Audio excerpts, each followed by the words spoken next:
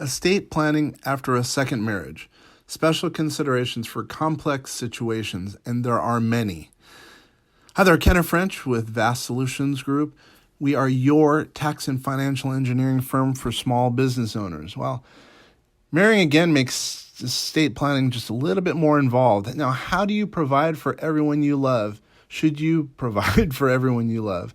How do you arrange to transfer wealth in a way that won't hurt the feelings of certain heirs? If you have not planned your estate yet, well, take inventory. Spend a half an hour and jot down the assets you own, major or minor. Who should own these assets after you die? Your spouse should do this as well, by the way. And you should talk about your preferences. It may not turn out to be the easiest conversation, but an agreement now may preclude family squabbles and legal challenges down the road.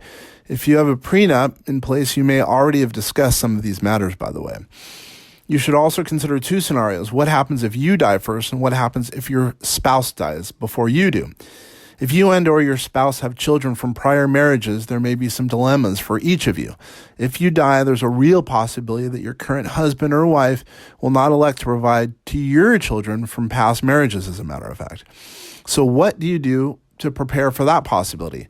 You might make a child the primary beneficiary of a life insurance policy, or set up a trust as an example, or maybe, who knows, place certain real property under joint ownership with the child. If you have already a will, it will probably need some revisions now. They could be considerable. You want to be extremely specific about which heir gets what. You need to state bequest convincingly, because the more convincing your bequest, the less ambiguity. How up to date are your beneficiary designations? Out of date beneficiary designations are the Achilles heel of estate planning. Be sure to review them. That's truly important. You may want to revise beneficiary forms for retirement plans, for investment accounts, insurance policies, etc. As you consider these revisions, pay particular attention if you've been divorced. Divorce may actually preclude you from changing the beneficiaries in certain states. Turn to a lawyer and show the lawyer a copy of the divorce decree. Ask if anything involving the beneficiary designation would violate it.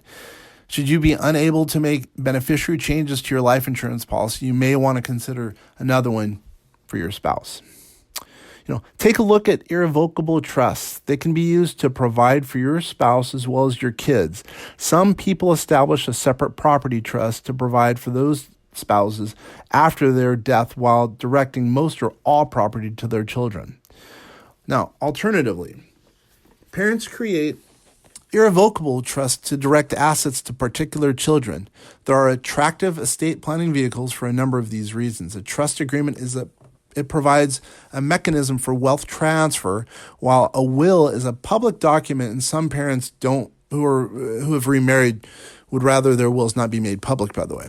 Assets within irrevocable trusts are shielded from creditors and also from inheritance claims of spouses of adult children named as heirs. An irrevocable trust represents, quote, finalized estate planning decisions, one that ensures that particular assets transfer to a parent's biological child. Irrevocable trusts are rarely undone. It typically takes permission from one of the beneficiaries and also a judge to reverse them. Those aforementioned prenups can play an estate planning role as well.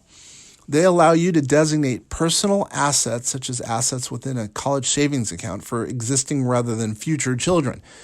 Postnuptial agreements, similar to prenups but drafted after a marriage, can accomplish this. Some states do not view prenups and or postnups as legally valid, however. Sometimes carrying out the terms and conditions of those agreements would be up to a judge. Now, I've mentioned a number of things that are actually very, very impactful.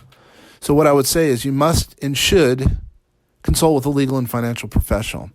We can help you. At Vast Solutions Group, we've got over 50 years of experience in working with entrepreneurs, retirees, etc., in all stages of life, maybe even coming into or during a second marriage. Please check us out on the web. If we can help in any way, we'd love it. www.vastsolutionsgroup.com. Give us a call at 888-808-8278. We're excited to help you. That's what we're here to do. That's why we've gotten so many referrals and recommendations for our services. Thank you for taking the time. Once again, Kenna French, and have a great day.